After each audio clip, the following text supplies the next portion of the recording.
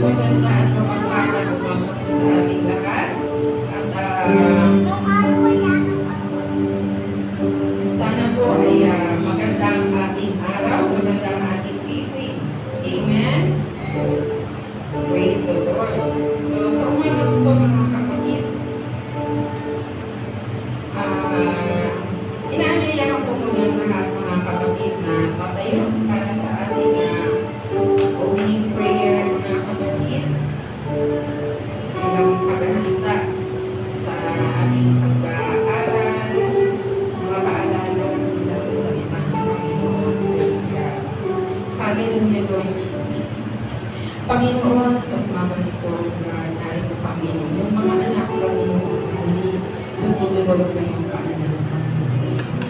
Lord, dalangin namin Panginoon ang iyong pangunguna, O God, sa bawat isa, gayon din sa iyong pagpapatulog sa oras mo, Panginoon.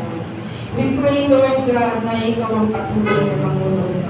Kasihan mo ang bawat pakinig ng mga narito, O God, na nawa, Panginoon, na ating ang mensahe na nahihanda, Panginoon, ay maging ikatututo ng bawat isa, Panginoon. Lord, ang iyong lingkod, wala po akong magagawa kung wala ka sa akin, Panginoon. Kaya sa iyo lamang ako nagtitiwala, sa iyo lamang ako umaasa, Panginoon, ikaw ang Lord God.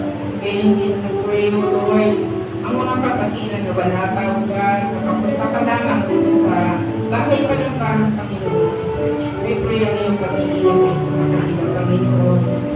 At muli, Panginoon, inaalay namin sa iyo ang gawain ito. Ikaw ang patuloy na mangulog. In Jesus' name we pray. Amen. Praise God. Palakpakan natin ang ating Panginoon. Amen. Praise the Lord. Praise the Lord. Pwede na po tayong maupo.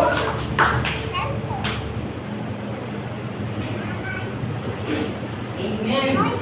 Gusto umaga po mga kapatid, nais kong magbigay ng konting sabihin na lang natin na paalala, no? Kasi for sure alam naman natin na ito. Amen. Ang topic mga kapatid is about pride. Pag naririnig natin yung salitang pride, ano yung pumapasok sa isip natin? Pride. P-R-I-D. Positive or negative? Pride. Pride. Sabon. Yung pride, mga kapatid, ano yung pumapasok sa isip mo pag narinig mo yung pride? Ano siya mga pride? Diba, no? Negative. Amen. So, pag sinabing pride, ang unang pumapasok sa akin, yung negatibong kahulugan niya, yung negatibong karakter ng tao. Amen? Pero mga kapatid, hindi lang naman negative ang pride. No? Meron naman siyang dalawang distinct sides. No? Sabi, dito sa topic natin, there are two distinct sides of pride. Ang una, mga kapatid, ay yung authentic. Authentic is positive. Yung positibong side daw ng pride. So, ano ba to? Ito yung emotions driven by accomplishments. Yung self-worth natin, mga kapatid, yung mga achievements mo, yung tagumpay mo, yung pagpapagaling mo sa sarili mo in a positive way. Amen? Ito daw yung nag-i-encourage ng personal growth. No? Yung ikalalago mo pa. Yung pride na meron ka na ang iniisip mo lang ay yung ikabubuti. Amen? Agree ba kayo doon? Amen. Salamat. So, ito daw yung nagmo-motivate sa bawat isa sa atin. Para maging masigasig pa, makakonect tayo nang hindi tayo nakakatisod, maging productive tayo. Amen. Ito yung authentic or positive side of pride. Meron din namang isa, mga kapatid, yung tinatawag na hubristic or hubristic or negative pride. Ito yung mga narcissistic traits resulted in arrogance and feelings of superiority. Amen.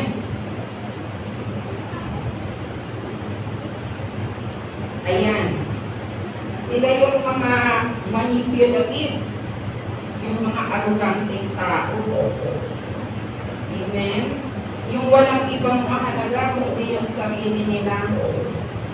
Ginagamit nila yung iba para sa personal nilang ikabubuti. So, parang hindi magandang kasama yun Diba? Pag may kasama kang gano'n na meron kang klase ng pride, parang ang hirap nun. Kasi wala kang gagawin maganda sa kanya. Maganda siya, mag-iisip siya ng bagay na mas magaling siya kaysa sa'yo. Amen po ba? May kilala ba kayo gano'n? Sana wala. Sana wala sa mga bahay natin nun, mga kapatid. Kasi ang hirap nun. No? Yung mga may angking kayabangan. Yung may mga ganong ugali, sila yung nagsasamantala, yung sa kahinaan mo, para sila yung maitaas, no, mga kapatid. So sa Bible, mga kapatid, mayroong mga ganun, no, na may ganung pride. Kagaya nila, may mga karakter na may ganung prominent, prideful characters. Yan. Katulad nila, Nebuchadnezzar. Sa Daniel chapter 4, mga kapatid, bababasa natin doon na kung paano niya pinlay yung power, yung sa pag-build niya ng mighty power as a royal residence and for the glory of my majesty. Siya yung din-glorify niya, mga kapatid. And next, si Hosea, sa 2 Chronicles, chapter 26. Siguro hindi ko na iisa-isahin plano para hindi ako masyadong bumaba. Hindi ko na masyadong i-detalye yung nababasahin. Basahin na lang natin kung gusto natin personal na aralin, mga kapatid. Si Hosea is a successful king whose heart became proud, leading to his downfall. So bumagsak siya, mga kapatid, dahil dinisregard niya yung God's law by attempting to burn incense in the temple. Amen. Next, si Parao sa Exodus, mga kapatid, he exhibited extreme arrogance by demanding. Baga, ang sabi niya, who is the Lord that I should obey His voice? Sino ba yung Diyos para sundin ko yung sinasabi niya? No? So, nakakatakot yung mga kapatid, no? Si Haman, sa book of Esther, known for his immense pride and desire for personal honor. No? Kung saan niya kagusto na siya yung laging pinupuri. Next, ito yung very prominent talaga.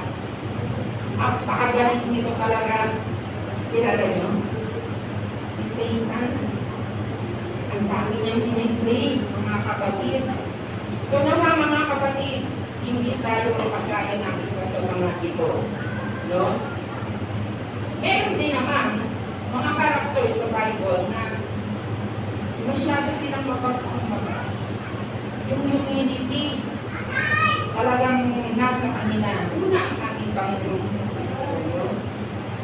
Amen? Next, si Moses, si Mary, si Joseph, John the Baptist, Apostle Paul, Daniel, and Luke. Yan yung mga masyadong mapagpakumbaba o merong humility spirit, mga kapatid. Amen. So, sumatin niya sa akin, mga kapatid, ganun tayo sa topic. Dinaanan ko lang kung sino-sino yung may mga ganong ugali, may mga ganong pride. Yung authentic or positive pride, sila yung may personal na paglago. While yung luplistic naman or anaplistic, negative pride naman, sila yung nagiging sanghi ng mga kalukuhan. Kasi nga tipo ng tao na hindi marunong magpakumbaba. Hindi sila tumatanggap ng kamalian. Kaya kahit na anong paliwanag mo sa kanila, hindi nila yan matatanggap. So what's the point? Diba? So alin tayo dito? Alin tayo dito? Tanungin natin yung sarili natin, mga kapatid. Anyway, itong topic na to is, hindi naman siya talaga para yung doktrina na kakagin nyo to. Ito yung araw-araw nating buhay. No? Na kung minsan, siguro, sabi ng asawa kong babaw ko eh. Mababaw, kasi gusto ko yung araw-araw, yun yung nakakalimutan natin eh. No? Nakafocus tayo dun sa, ano ba yung pinakang-main na ano? Ano ba yung pinakang-batas ng Panginoon? Ano ba yung 10 commandments ba yan? So, hindi lang doon mga kapatid. We need to focus on the little things. Kasi yung little things na yan, yan yung madalas ng kapabagsak sa tao.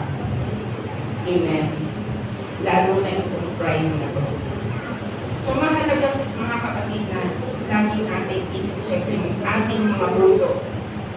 Amen. Dahil ang pride ay kontrolado ng ating emosyon. Diba? Yung madali kang maapektuhan pag feeling mo natatapakan ka. Pag feeling mo masyado kang ino-overpower. No? Especially, example, sa bahay. Sa mga lalaki, sila yung hari. Diba? Given yan, sige kayo na hari. Diba? Pagka sa mga kanyang, sige kayo yung presidente. Pero kami yung speaker of the house. Diba? Diba? Tayo yung speaker of the house. Yung inyong mga nasa isip, yung inyong nasa loobin, yun lang yun eh. Ganyan. Pero kami pa rin yung magsasalita. Pero syempre, hindi naman namin kayo awayin. No? Magsasalita kami nung kung ano lang yung tama. Amen. So, huwag natin hayaan na hinakain tayo o minamanipula tayo ng pride na to mga kapatid. Kasi, napakadelikado. No? Masisira ang samahan sa pamilya, sa iglesia, pag meron tayong kasama na masyadong mag-pride, na ayaw magpasama, yung tipong napain mo lang, ayaw ko magsimpa. Ayaw ko na dyan. Bakit pa nangingian ang isip? No? So, dapat mga kapatid, bantayan mo yung isip mo. Anyway, ang pagsaway, yung pinunaka, huwag mong tingnan siya as para kang ginajudge. Tingnan mo siya bilang isang advice na, uy, baka ganun ako. No? Tapos, ano mo yung sarili mo, mag-recollect ka, bakit ba niya ako nasabihan ng gano'n? Baka nga gano'n ako, baka may nagagawa ako talaga na hindi ko namamalayan. O sa magkasama, bakit ba kasi nasabihin lagi mag-right ako? Eh baka naman nga, ayaw mo rin tumanggap ng mali. No? Na feeling mo ikaw yung tama. No? O halimbawa nga sa mga lalaki, kasi talagang sila yung ipaglalaban talaga yung pride. Ako lalaki dito. Ako masusunod. Diba? Pero minsan, tingnan nyo rin, bakit ba pinipilit ng kasama nyo to? Baka naman kasi mas okay, mas makakabuti. Kasi kung minsan, overpower natin. Mga tatay, magsabing Amen! Amen! Ay, totoo rin. Totoo lang na. So, mga tatay, kasi kaya ko hinahalimbawa mga tatay, sila yung nasa authority sa bahay. No? This is just a reminder na hindi kung tayo yung pinaka nasa highest level of authority is lagi naman tayong may point. Baka naman yung, kaya nga merong, di ba? May presidente, may vice president. Kasi hindi lang ikaw lahat ng punta. Baka mamaya naman yung sinasabi mo, kaya nga may mga, di ba? Ano ba yung tawag yung mga Kaiser. No? So, sa atin, mga kapatid, tanggap din tayo ng ng baka nga meron tayong mali. So, hindi para pagdiskusyonan. Amen? Amen. So, tandaan natin, mga kapatid, sinabi sa Proverbs, chapter 16, verse 5, tingnan natin pa.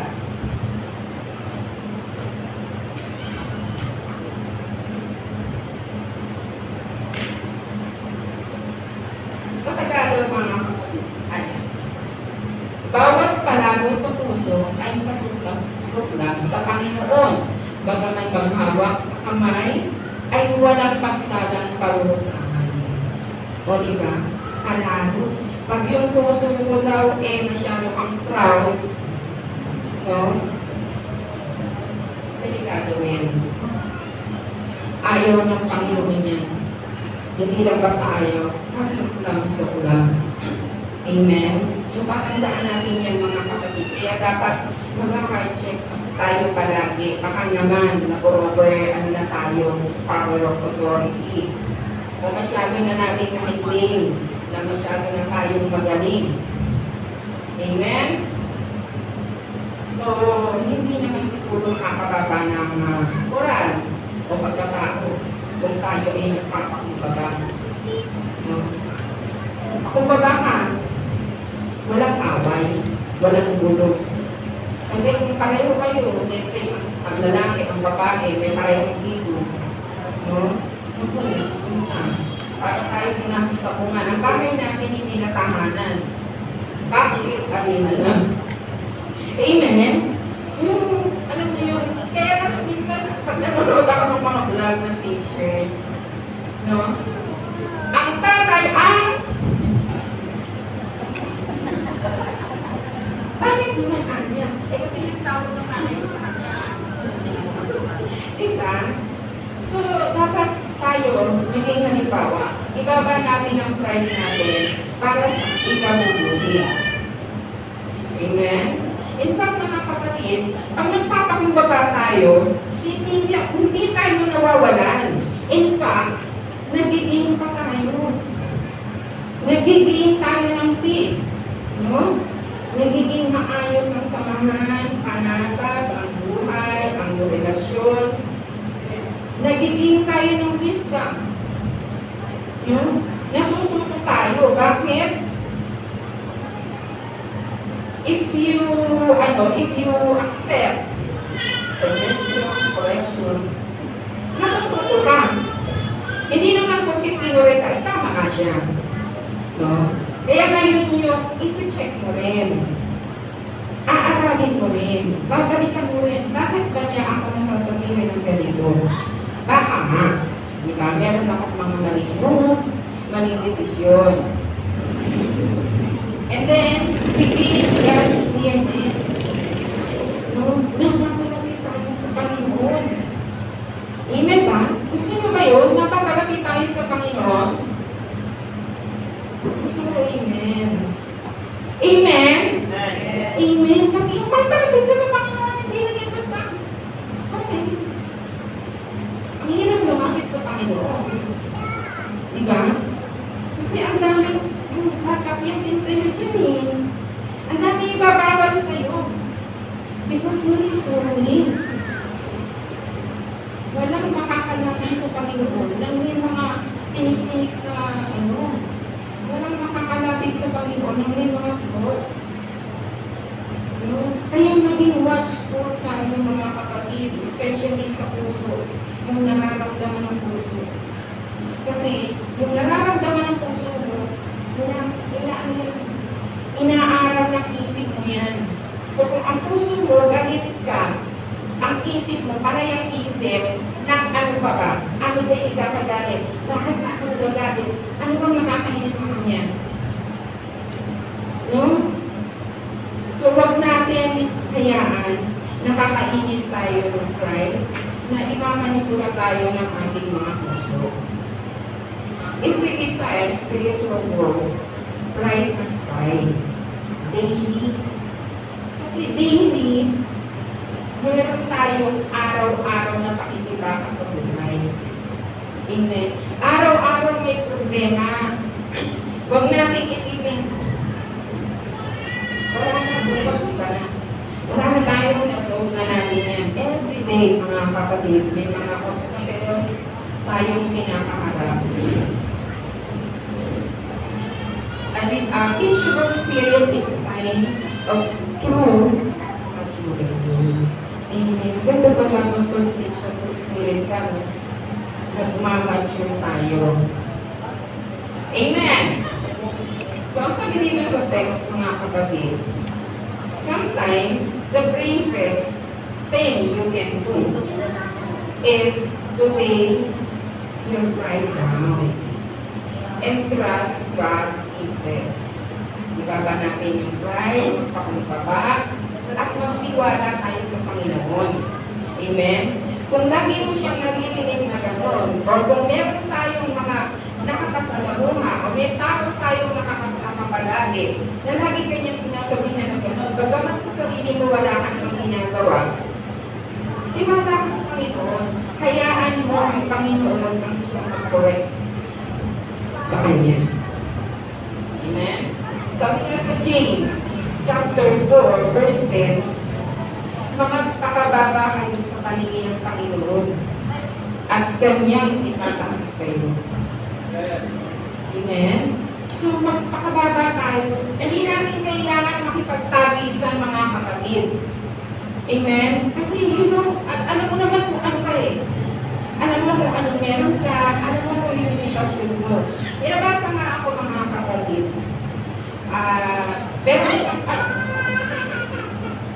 Merong naganap na race. No? Race ng 3 aso. Amen. Praise the Lord. 3 aso at isang cheetah. Diba ang cheetah, napakabilis na tumakbo. Eh, di ba ang mga aso, tinimrin, no? Ginagastos ng kain.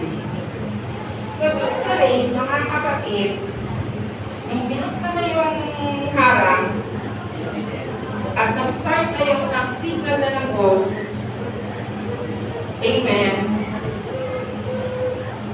karipas na ng takbo yung 3 aso. Kasi unahan yung race eh, di ba? Pero yung cheetah, hindi siya kumagalaw. Amen? Praise God. Part of being kid. Susubsub ka. Amen. Yun, hindi siya kumagalaw. Bakit daw ba? Kasi yung cheetah, tumatakbo siya na may dahilan. No? Tumatakbo siya para kumuha ng pagkain. Pero itong aso, tumakbo sila dahil sa race. So sila, ako dapat una. Dapat naman mabilis. Ako dapat mauna dun sa finish line. Pero itong cheetah, hindi niya tinanggap yung hamon. No? Sabi niya, bakit ako tatakbo? Para manalo. Ang pagtakbo niya ay may dahilan. So tayo ganun din mga kapatid. Kung minsan, kailangan din natin bilang tao, no? Mag-react, pero baka mag-over. Kasi kung minsan mayroon talaga ibang-ibang ka eh. No? Andun ka sa circumstances na hindi ka talaga makapagtimpe. Pero dapat, ano mo pa rin, kung ano ba yung purpose, ano ba yung limitation mo. Bakit mo siya bibig? Parang tatapikin mo rin siya, no? Parang papaalalahanan mo siya na, teka muna, saglit lang. No? Kasi meron talagang mahirap talaga i-deal ang mga tao na ganitong matinding pride, yung negative, yung pride na yan, ang hirap niyan. So, kahit na siguro yung sinasabi nga ng matatanda, kahit daw may isang Kristo sa dibdib.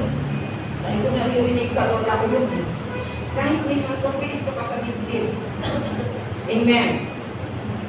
So, yun mga kapatid. Mahirap, pero kaya natin. No? Kaya natin yan mga kapatid. Paano nga ba? Gusto niyo bang malaman paano? Gusto niyo ba bang malaman kung paano. For sure, alam niyo naman. Pero, this is just a guide from this text, mga kapatid, na makakatulong din mga kapatid. How to remain humble in the eyes of God. Una, put God first. Amen. Sa lahat ng laban, everyday sa buhay natin, unahin daw natin. Sabi nga sa Matthew chapter 6, verse 33, seek ye first the kingdom of God and His righteousness. Unahin mo muna ang kaharian ng Diyos at ang lahat ng ito ay idadagdag sa iyo. Kung sa tingin mo parang nauubos na pasensya mo, pray. Pray na mga kapatid para hindi ka lumebel. Para hindi mo siya malibela. No? Baka mapatayan mo o maungusan mo pa. Diba? Next. Rely on His grace, not your own strength. Sa 2 Corinthians chapter 12, verse 9, ang sabi, rely on His grace, not your own strength. Hindi sa sarili nating kakayanan. 2 Corinthians 12:9. At siya ay nagsabi sa akin, ang aking biyaya ay sapat na sa iyo, sapagkat ang aking kapangyarihan ay nagiging sakdan sa kahinaan. Kaya bagkus akong magmamahuli na may malaking galak sa aking kahinaan, upang manananawa sa akin ang kapangyarihan ni Kristo.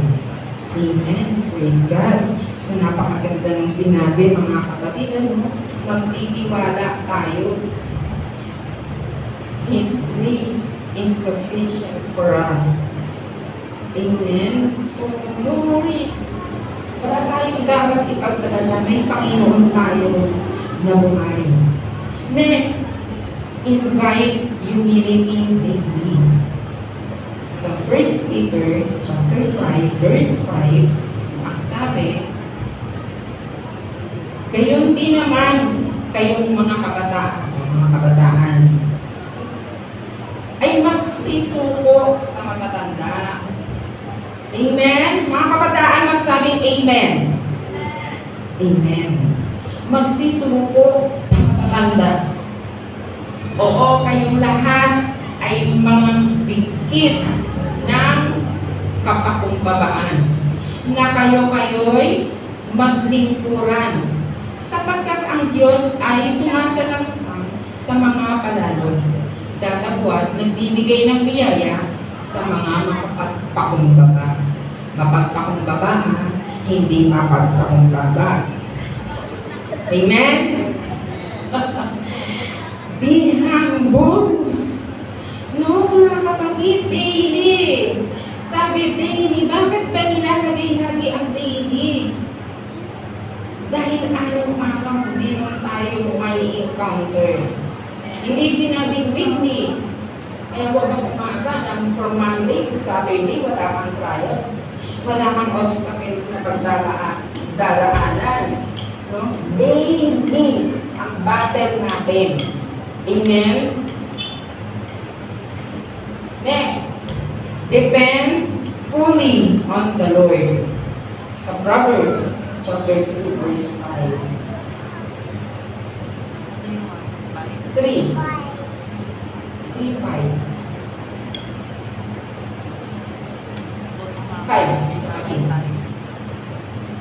Chapter 3, verse 5. Yan. Tumiwala ka sa Panginoon ng buong puso mo at huwag kang manalig sa iyong sariling kaunawaan. Amen. Magtiwala daw tayo sa Panginoon ng buong puso at huwag tayong manalig sa sarili nating kaunawaan. Kasi pag sa Panginoon tayo magtitiwala, hindi tayo magkakamali. Amen. Next, mga kapatid, next. Akuri. Exalt God, not self. Psalms 115 verse 1. Basahin natin. Huwag sa amin, o Panginoon, huwag sa amin. Kundi sa iyong pangalan ay magbigay kang karangalan. Dahil sa iyong kagandahang loob at dahil sa iyong kapagamanan. Amen. Kung ano man yung na-achieve natin, kung ano man yung mga victory na na-achieve natin, kung ano man yung meron tayo, ito ay dahil niloob ng Panginoon. Hindi dahil, ay ako naman may gawain mo. Oo, tayo ang gumagawa. Pero kung hindi ka looban ng Panginoon, hindi niya loloobin na magtagumpay ka, mapasaya yan, useless. Diba? Walang magaling kung wala ang Panginoon. Lahat ng magaling, tumatawag pa rin sa Diyos yan. So, huwag natin kakalimutan mga kapatid. Kung ano man na achievements meron tayo, ibigay natin ang kapurihan sa Panginoon. Amen po ba? So, tapos na ako mga kapatid. Oh, tapos na ako kasi bilin na ng asawa ko. Sabi ko, wala na masyadong pala ako. Okay, tapos ko, diba? Mga kapatid. Pero sana mga kapatid, dun sa mabilis na aking bahagi sa inyo, may natutunan po tayo. So, pray. Pray. Di ba? Common. Pero, malawak siya. No? At ito yung unang-unang halaga nating kalaban everyday. Di ba? Kasi, may kanya-kanya karakter tayo eh. Kung hindi natin ilalapit ito sa Panginoon, kung hindi tayo magiging mapagkantan mga kapatid, siguro ang gulo ng buhay natin. No? Lalo na sa bahay, sa relasyon ng mag-asawa, napakahirap.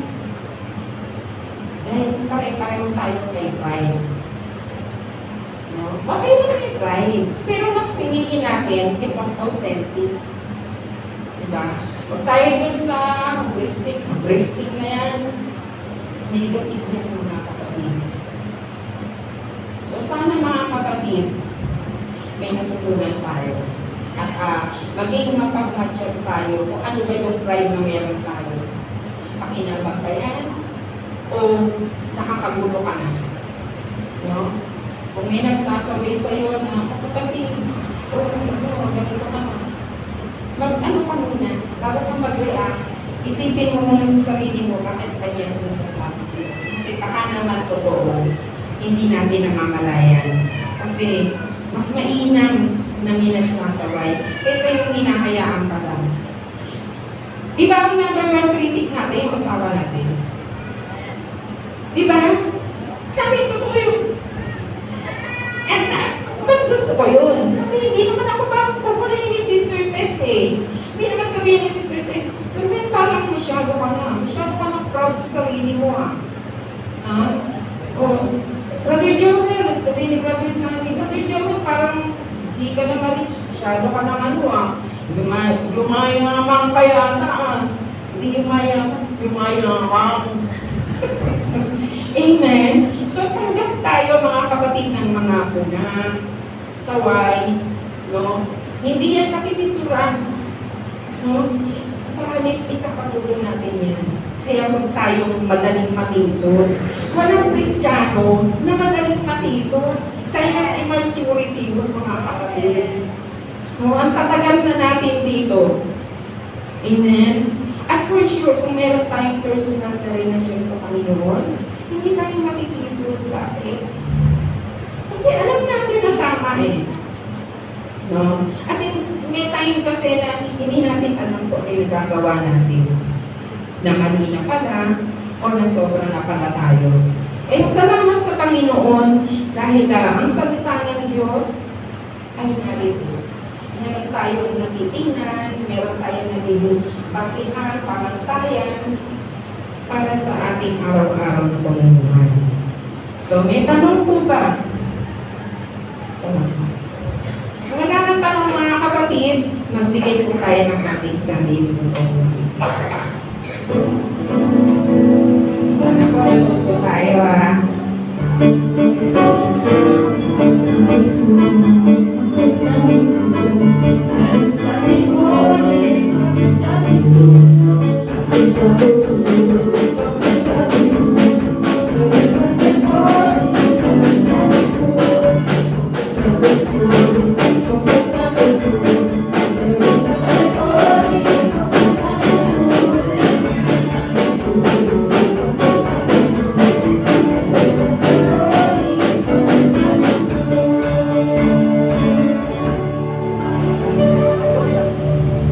Amen. Praise God. So let's pray mga kapatid. Praise God. Hallelujah, Lord Jesus. Panginoon, salamat po minsan pa, O God, sa iyong mensahe, Panginoon, na nagpaalala sa amin, Panginoon, kung saan kami ay maging mapagpantay, maging mapanuri sa aming mga puso, Panginoon, sa aming mga nararamdaman, upang kami ay hindi malihis, O God, upang kami ay hindi maging kapitisuran, Panginoon, upang hindi kami maging sanhi ng kabuluhan, Panginoon, especially sa aming tahanan at sa gawain ng Panginoon. Lord, we pray na patuloy mo kaming pangunahan sa aming araw-araw na pamumuhay. Salamat, Panginoon, sa iyong mensahe. At this time, O God, we pray this good offering, O God, na iyong pangunahan, gamitin mo pa, Panginoon, sa ikalalawak pa ng iyong gawain, Panginoon. Pagpalain mo ang mga nagbigay. At muli, Panginoon, ibinabalik namin sa iyong maraming papulit, pagsamba sa iyong mga Panginoon pangalan ni Jesus. Amen. Praise God.